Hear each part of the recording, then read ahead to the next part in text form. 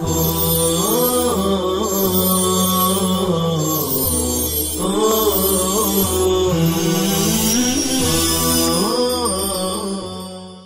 اللہ الرحمن الرحیم الحمد للہ رب العالمین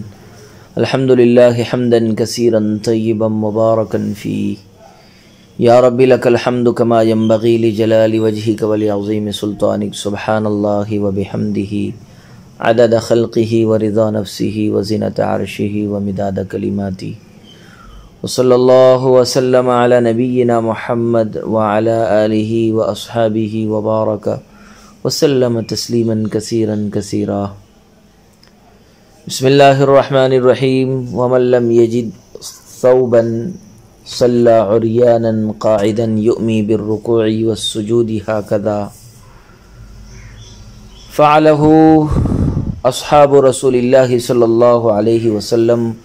فإن صلى قائما أجزأه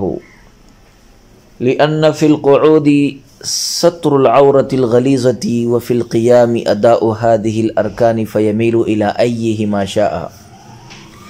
إلا أن الأول أفضل لأن الستر وجب لحق الصلاة وحق الناس ولأنه لا خلف له والإيماء خلف عن الأركان۔ اور جو شخص کپڑا نہ پائے وہ برہنہ ہو کر بیٹھ کر نماز پڑھے اور اشارے سے رکوع سجدے کرے، اس لیے کہ اصحاب رسول صلی اللہ علیہ وسلم نے ایسا ہی کیا ہے۔ لیکن اگر اس نے کھڑے ہو کر نماز پڑھ لی تو یہ بھی کافی ہے، اس لیے کہ بیٹھنے میں عورت غلیظہ کو چھپانا ہے تو کھڑے ہونے میں ان ارکان کو ادا کرنا ہے، لہذا دونوں میں سے جس طرف چاہے مائل ہو جائے۔ البتہ پہلی صورت افضل ہے،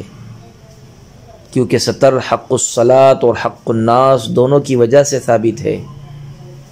اور اس لیے کہ ستر کا کوئی خلیفہ نہیں ہے جبکہ اشارہ ارکان کا خلیفہ ہے۔ برہنہ آدمی کی نماز کے طریقے کا بیان۔ صورت مسئلہ یہ ہے کہ اگر کسی شخص کے پاس بالکل کپڑا ہی نہ ہو، یعنی نہ تو پاک کپڑے ہو اور نہ ہی ناپاک، تو اس صورت میں اس شخص کے لیے حکم یہ ہے کہ وہ برہنہ ہونے کی حالت میں ہی بیٹھ کر نماز پڑھے اور اشارے سے رکوع اور سجدے کرے، کیونکہ آپ صلی اللہ علیہ وسلم کے جانثاروں نے ایسا ہی کیا تھا جب ان حضرات کے پاس کپڑے ہمدست نہ تھے۔ صاحب عنایہ نے حضرت انس بن مالک رضی اللہ تعالیٰ عنہ کے حوالے سے لکھا ہے، ان اصحاب رسول اللہ صلی اللہ علیہ وسلم رکبوا فی سفینۃ فانکسرت بہم السفینۃ فخرجوا من البحر عراتا فصلوا قعودا۔ یعنی ایک مرتبہ حضرات صحابہ نے کشتی کا سفر کیا لیکن کشتی ٹوٹ گئی، صحابہ اکرام دریا سے برہنہ ہو کر باہر نکلے اور اسی حالت میں بیٹھ کر نماز ادا کی۔ اس سے معلوم ہوتا ہے کہ اس طرح کی صورتحال میں برہنہ ہو کر نماز پڑھی جا سکتی ہے، کیونکہ یہ قول حضرت انس بن مالک سے مروی ہے اور کسی اور سے اس کے خلاف کوئی اور واقعہ منقول نہیں ہے، اس لیے یہ قول اجماع کے درجے میں ہے، اور اجماع اصول شرع میں سے ایک اصل ہے جو شرعی حجت ہے اور واجب العمل ہے۔ فَإِن صَلَّى قَائِمًا، اس کا حاصل یہ ہے کہ اگر کسی شخص نے بیٹھ کر نماز پڑھنے کے بجائے کھڑے ہو کر نماز پڑھ لیا تو یہ بھی جائز اور صحیح ہے، کیونکہ بیٹھ کر نماز پڑھنے میں اگر عورت غلیظہ یعنی شرمگاہ کا ستر ہے تو کھڑے ہو کر نماز پڑھنے میں ارکان نماز یعنی رکوع اور سجدوں کی ادائیگی اور بجا آوری ہے، اس لیے جس طرح بیٹھ کر نماز پڑھنا جائز ہے اسی طرح کھڑے ہو کر نماز پڑھنا بھی جائز ہے۔ البتہ بیٹھ کر نماز پڑھنے میں کھڑے ہو کر پڑھنے کی بنسبت فضیلت زیادہ ہے، کیونکہ پردہ کرنا نماز کا بھی حق ہے اور لوگوں کا بھی حق ہے، جبکہ طہارت حاصل کرنا صرف نماز کا حق ہے، اور پھر ترک سطر کا کوئی خلیفہ نہیں ہے، جبکہ ترک ارکان کا خلیفہ اور بدل ایما کی شکل میں موجود ہے۔ اس لیے ترک سطر کے بالمقابل ترک ارکان زیادہ قوی ہوگا، کیونکہ ترک لا الہ خلف کے بالمقابل اولا ہے۔ اس لیے صورت مسئلہ میں بیٹھ کر نماز پڑھنا کھڑے ہو کر نماز پڑھنے کی بنسبت افضل اور بہتر ہے اور برتر ہے۔ قال وَيَنْوِي الصَّلَاةَ الَّتِي يَدْخُلُ فِيهَا بِنِيَّةٍ لَا يَفْصِلُ بَيْنَهَا وَبَيْنَ التَّحْرِيمَةِ بِعَمَلٍ وَالْأَصْلُ فِيهِ قَوْلُهُ عَلَيْهِ السَّلَامِ إِنَّمَا الْأَعْمَالُ بِالنِّيَّاتِ وَلِأَنَّ ابْتِدَاءَ الصَّلَاةِ بِالْقِيَامِ وَهُوَ مُتَرَدِّدٌ بَيْنَ الْعَادَةِ وَالْعِبَادَةِ وَلَا يَقَعُ التَّمَيُّزُ إِلَّا بِالنِّيَّةِ وَالْمُتَقَدِّمُ عَلَى التَّكْبِيرِ كَالْقَائِمِ عِنْدَهُ إذا لم يوجد ما يقطعه وهو عمل لا يليق بالصلاة ولا معتبر بالمتأخرة منها عنه لأن ما مضى لا يقع عبادة لعدم النية وفي الصوم جوزت للضرورة والنية في الإرادة والشرط أن يعلم بقلبه أي صلاة يصلي أما الذكر باللسان فلا معتبر به ويحسن ذلك لاجتماع عزيمته ثم إن كانت الصلاة نفلا يكفيه مطلق النية وكذا إذا كانت سنة في الصحيح وإن كانت فرضا فلا بد من تعيين فرض كالظهر مثلا لاختلاف الفروض وإن كان مقتديا بغيره ينوي الصلاة ومتابعته لأنه يلزمه فساد الصلاة من جهته فلا بد من التزامه۔ اور وہ نماز جس میں مصلی داخل ہو رہا ہے اس کی اس طرح نیت کرے کہ نماز اور تکبیر تحریمہ کے درمیان کسی کام سے فصل نہ کرے۔ اور اس سلسلے میں نبی اکرم صلی اللہ علیہ وسلم کا یہ ارشاد گرامی اصل ہے کہ اعمال کا دار و مدار نیت پر ہے، اور اس لیے بھی کہ نماز کی ابتدا قیام سے ہوتی ہے اور قیام عادت اور عبادت کے مابین متردد ہے، اور تمیز صرف نیت سے ہو سکے گی، اور تکبیر سے پہلے کی جانے والی نیت بوقت تکبیر ہونے والی نیت کی طرح ہے، بشرطے کہ درمیان میں کوئی ایسا عمل نہ پایا جائے جو نیت کو توڑ دے، اور وہ ایسا عمل ہے جو نماز کے لائق نہیں ہے، اور اس نیت کا کوئی اعتبار نہیں ہے جو تکبیر کے بعد کی گئی ہو، اس لیے کہ نیت سے پہلے گزرا ہوا عمل نیت نہ ہونے کی وجہ سے عبادت نہیں ہو سکتا، اور روزے میں ضرورت کی وجہ سے جائز قرار دیا گیا ہے۔ اور نیت ارادے کا نام ہے، اور نیت کی شرط یہ ہے کہ انسان اپنے دل سے جانے کہ وہ کون سی نماز پڑھ رہا ہے۔ رہا زبان سے ذکر کرنا تو اس کا کوئی خاص اعتبار نہیں ہے، البتہ عزم قلبی کے ساتھ جمع ہونے کی وجہ سے یہ مستحسن ہے۔ پھر اگر نفل نماز ہو تو مطلق نیت کافی ہے، اور صحیح قول کے مطابق یہی حکم ہے۔ جب سنت نماز ہو، لیکن اگر فرض نماز ہو تو فرض کی تعیین کرنا ضروری ہے، جیسے ظہر، کیونکہ فرض کئی ایک ہیں، اور اگر مصلی دوسرے کی اقتدا کر رہا ہو تو وہ نماز کی نیت بھی کرے اور دوسرے شخص کی متابعت کی نیت بھی کرے، کیونکہ مقتدی کو امام کی طرف سے نماز کا فساد لازم آتا ہے، لہذا اس کی متابعت کا التزام کرنا ضروری ہے۔ عزیز طلباء کرام، نماز میں نیت کی حیثیت، محل اور اس کا طریقہ۔ صاحب کتاب نماز کی شرائط اور دیگر تفصیلات کے بیان سے فارغ ہونے کے بعد یہاں سے نیت اور اس کے متعلقات کو بیان کر رہے ہیں۔ چنانچہ سب سے پہلی بات تو یہ ہے کہ مصلی جس نماز میں داخل ہو رہا ہے اسے چاہیے کہ وہ اس نماز کی نیت کرے، اور یہ نیت اس طرح کرے کہ تکبیر تحریمہ سے متصل ہو، اور نیت اور تکبیر تحریمہ کے مابین کسی چیز کا کوئی فصل نہ ہو۔ نیت کے شرط اور ضروری ہونے کے سلسلے میں آپ صلی اللہ علیہ وسلم کا یہ فرمان اصل اور مستدل ہے، انما الاعمال بالنیات، یعنی اعمال کا دار و مدار نیتوں پر ہے، اور چونکہ نماز بھی ایک عمل ہے بلکہ ام الاعمال ہے، اس لیے اس کا بھی مدار نیت پر ہوگا۔ اگر نیت ہوگی تو یہ عمل معتبر ہوگا، ورنہ نہیں۔ نیت کے شرط ہونے کی عقلی دلیل یہ ہے کہ نماز کی ابتدا قیام سے ہوتی ہے، اور قیام عادت اور عبادت کے مابین متردد ہے، یعنی کبھی تو آدمی عادتاً کھڑا ہوتا ہے اور کبھی عبادت کرنے کے لیے کھڑا ہوتا ہے، یعنی کبھی تو آدمی عادتاً کھڑا ہوتا ہے اور کبھی عبادت کرنے کے لیے کھڑا ہوتا ہے، لہذا عادت اور عبادت والے قیام کے مابین فرق اور امتیاز ضروری ہے، اور یہ امتیاز صرف نیت سے حاصل ہو سکتا ہے، اس لیے بھی نماز کے لیے نیت شرط اور ضروری ہے۔ والمتقدم علی التکبیر، یہاں سے یہ بتانا مقصود ہے کہ نیت میں اصل تو یہی ہے کہ وہ تکبیر تحریمہ سے متصل ہو، تاکہ نیت کے بعد فوراً اللہ اکبر کہہ کر نماز شروع کر دی جائے۔ لیکن اگر کسی شخص نے تکبیر تحریمہ سے پہلے ہی نیت کر لی،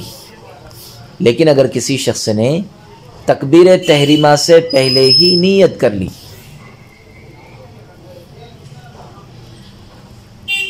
اور اس کے کچھ وقفے کے بعد اس نے تحریمہ باندھا، تو یہ دیکھا جائے گا کہ تحریمہ اور نیت کے مابین کوئی منافی صلاۃ عمل پایا گیا یا نہیں۔ اگر نیت اور تکبیر تحریمہ کے درمیان کوئی منافی صلاۃ عمل، مثلا کھانا پینا، بات چیت میں مشغول ہونا وغیرہ وغیرہ نہیں پایا گیا، تو اس نیت کا اعتبار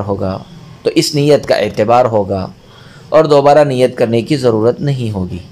لیکن اگر دونوں کے مابین کوئی منافی صلاۃ عمل واقع ہو جائے تو پھر پہلی والی نیت کالعدم ہو جائے گی اور بوقت تحریمہ نئی نیت کرنی ہوگی۔ اور اگر کوئی شخص تکبیر تحریمہ کے بعد نیت کرے تب تو مطلقاً اس کی نیت کا اعتبار نہیں ہوگا، اور جب نیت ہی کا اعتبار نہیں ہوگا تو نماز کا کیا خاک اعتبار ہوگا؟ کیونکہ جب کسی نے تکبیر تحریمہ کے بعد نیت کی تو ظاہر ہے کہ نیت سے پہلے جو عمل کیا گیا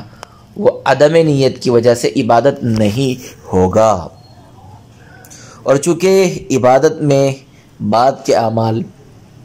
پہلے والے اعمال پر مبنی ہوتے ہیں، لہذا جب پہلے والے اعمال عبادت نہیں ہیں تو بعد والے اعمال بھی عبادت نہیں ہوں گے، اور اس طرح پوری کی پوری نماز بیکار اور برباد ہو جائے گی۔ اس کے برخلاف روزے کا معاملہ ہے تو روزے میں اگر کوئی شخص بوقت سحری نیت نہ کر سکے اور صبح صادق کے بعد نیت کرے تو بھی اس کی نیت معتبر ہوگی اور اس کا روزہ صحیح ہوگا، کیونکہ سحری کا وقت نیند اور غفلت کا وقت ہے، اور اگر اسی وقت نیت کو لازم اور شرط قرار دے دیا جائے تو لوگ حرج اور پریشانی میں مبتلا ہو جائیں گے۔ اس لیے بربنائے ضرورت اور دفع حرج کے پیش نظر روزے میں ابتدائے صوم سے نیت کو لازم نہیں قرار دیا گیا۔ اس کے بالمقابل نماز کا مسئلہ ہے تو نماز بیداری اور مستعدی کی حالت میں ادا کی جاتی ہے، لہذا نماز میں اول وقت سے نیت کو شرط اور ضروری قرار دینے میں کوئی حرج نہیں ہے، اور پھر نماز معمولی وقت میں ادا کر لی جاتی ہے، اور نماز میں عادتاً کھڑا ہونے سے مشابہت کا بھی احتمال ہے، اس لیے بھی نماز میں ابتدا ہی سے نیت شرط اور ضروری قرار دی گئی ہے۔ وَالنِّيَّةُ هِيَ، فرماتے ہیں کہ قصد اور ارادے کا نام نیت ہے، اور نیت کی شرط یہ ہے کہ مثلا اگر کسی نے نماز کی نیت کی تو وہ اپنے دل سے یہ جانتا ہو کہ کون سی نماز پڑھ رہا ہے، اور اگر کوئی اس سے پوچھ لے کہ تم نے کون سی نماز پڑھی ہے تو کسی توقف اور تردد کے بغیر اس کے لیے بآسانی جواب دینا ممکن ہو۔ رہا ذکر باللسان یعنی زبان سے نماز کی نیت کرنا، تو اس کی کوئی خاص ضرورت نہیں ہے، البتہ اگر ذکر باللسان کر لیا جائے تو بہتر ہے، تاکہ عزم قلبی اور ذکر لسانی کا اجتماع ہو جائے اور نیت میں مزید قوت پیدا ہو جائے۔ ثم ان کانت، یہاں سے یہ بتانا مقصود ہے کہ اگر مصلی نفل نماز پڑھ رہا ہے یا سنت نماز پڑھ رہا ہے تو اس کے لیے نفل اور سنت کی وضاحت کرنا ضروری نہیں ہے، بلکہ اگر وہ مطلق نماز کی نیت کرتا ہے تو بھی صحیح ہے، کیونکہ نیت سے عادت اور عبادت میں تمیز ہوتی ہے، اور اتنی تمیز ادائے نفل و سنت کے لیے کافی ہے۔ سنت کے سلسلے میں یہی قول صحیح ہے، یہی صحیح قول ہے، اور صحیح کہہ کر اس قول سے احتراز کیا گیا ہے جس میں سنت رسول کی قید لگانے اور بڑھانے کا ذکر ہے، مگر اس قول کے قائلین کو شاید یہ نہیں معلوم کہ جب بھی سنت مطلق بولی جائے گی تو اس سے اس کا فرد کامل یعنی ہمارے آقا و مولا حضرت محمد صلی اللہ علیہ وسلم ہی کی سنت مراد ہوگی۔ ہمارے آقا و مولا حضرت محمد صلی اللہ علیہ وسلم ہی کی سنت مراد ہوگی۔ یہ مسئلہ تو نفل اور سنت کا تھا، لیکن اگر وہ شخص فرض نماز پڑھ رہا ہو تو اس کی دو صورتیں ہیں۔ نمبر 1 تنہا پڑھ رہا ہے، نمبر 2 کسی کی اقتداء میں پڑھ رہا ہے۔ اگر پہلی صورت ہے یعنی وہ شخص تنہا فرض نماز پڑھ رہا ہے تو اس کے لیے حکم یہ ہے کہ وہ جس فرض نماز کو ادا کر رہا ہے اس کی بھی تعیین کرے۔ مثلا اگر وہ ظہر پڑھ رہا ہے تو ظہر کی تعیین کرے، اور اگر عصر پڑھ رہا ہے تو اس کی تعیین کرے، کیونکہ فرض نمازیں کئی ایک ہے، اس لیے فرائض میں مطلق فرض کی نیت کافی نہیں ہوگی بلکہ نماز فرض کی تعیین ضروری ہوگی۔ اور اگر دوسری صورت ہے یعنی وہ شخص باجماعت نماز پڑھ رہا ہے تو اس صورت میں اس کے لیے حکم یہ ہے کہ تعیین فرض کی نیت کے ساتھ ساتھ متابعت امام کی بھی نیت کرے، کیونکہ امام کی اقتداء کر لینے کی صورت میں مقتدی کی پوری نماز امام کی نماز کے تابع ہو جاتی ہے۔ یہی وجہ ہے کہ اگر امام کی نماز فاسد ہوتی ہے تو مقتدی کی نماز بھی فاسد ہو جاتی ہے، اس لیے امام کی متابعت کی نیت کرنا مقتدی کے لیے شرط اور ضروری ہے۔ قال وَيَسْتَقْبِلُ الْقِبْلَةَ لِقَوْلِهِ تَعَالَى فَوَلُّوا وُجُوهَكُمْ شَطْرَهُ ثُمَّ مَنْ كَانَ بِمَكَّةَ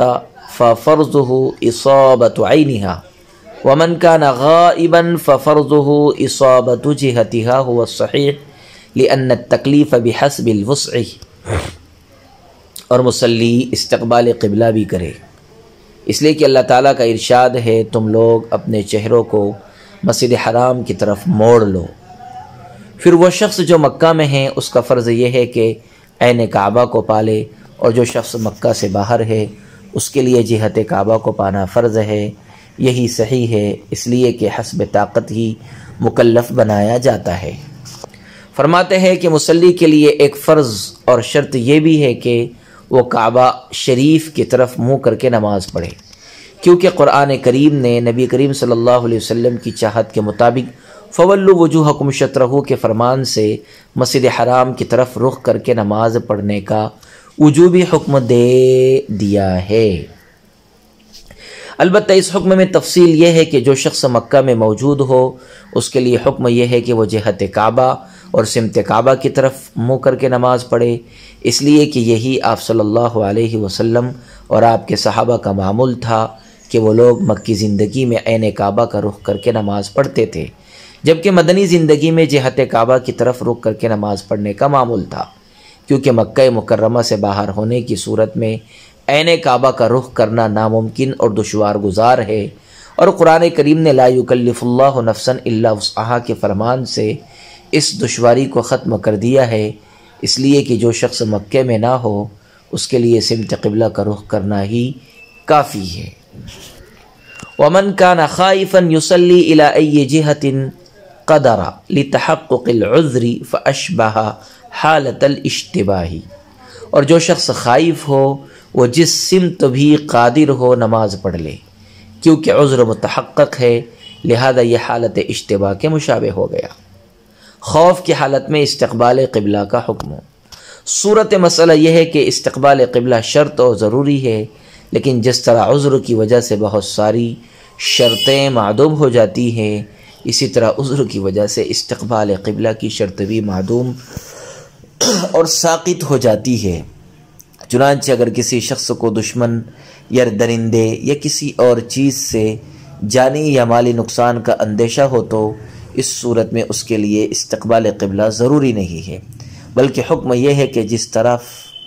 بھی رخ کر کے نماز پڑھنے پر وہ قادر ہو اسی طرف منہ کر کے نماز پڑھ لے، کیونکہ خوف کی وجہ سے اس کے حق میں بھی عذر متحقق ہے، لہذا عذر کی وجہ سے استقبال قبلہ کی شرط ساقط ہو جائے گی۔ اور یہ صورت حالت اشتباہ کے مشابہ ہے، یعنی جس طرح قبلہ مشتبہ ہونے کی صورت میں تحری کو قدرت علی الاستقبال مان لیا گیا ہے، اسی طرح اس صورت میں بھی مصلی جس جہت پر قادر ہوگا وہی اس کے حق میں جہت قبلہ شمار ہوگی۔ وصلی اللہ وسلم علی نبینا محمد وعلی آلہ واصحابہ وبارک وسلم تسلیما کثیرا کثیرا۔